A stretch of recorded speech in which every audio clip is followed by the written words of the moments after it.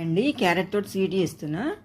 కడాయి పెట్టుకొని 2 కప్పుల చక్కెర 2 కప్పుల నీళ్ళు పోసి చక్కెర కరిగేదాకా కలుపుకోవాలి. తర్వాత 2 ఇలాచీలు చిటికెడు ఉప్పు వేసుకోవాలి. ఉప్పు వేస్తే టేస్ట్ బాగుంటుంది. క్యారెట్ చిన్న చిన్న ముక్కలు చేసుకొని మెత్తగా పేస్ట్ వేసుకోవాలి. 1 స్పూన్ నెయ్యి వేసుకొని దాన్ని ఫ్రై చేసుకోవాలి. క్యారెట్ పేస్ట్ 1 కప్పుకు హాఫ్ కప్పు పాలు పోసుకోవాలి.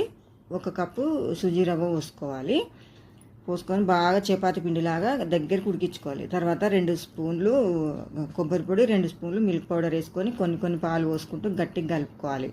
తర్వాత క్యారెట్ బాగా కలుపుకొని పాల పౌడర్ మిక్స్ ఇలా పోలేలాగా వేసుకొని మంచిగా రౌండ్గా వేసుకోవాలి. క్యారెట్ది మెత్తగా కలుపుకోవాలి, లేకపోతే ఇచ్చుకపోతుంది అనమాట.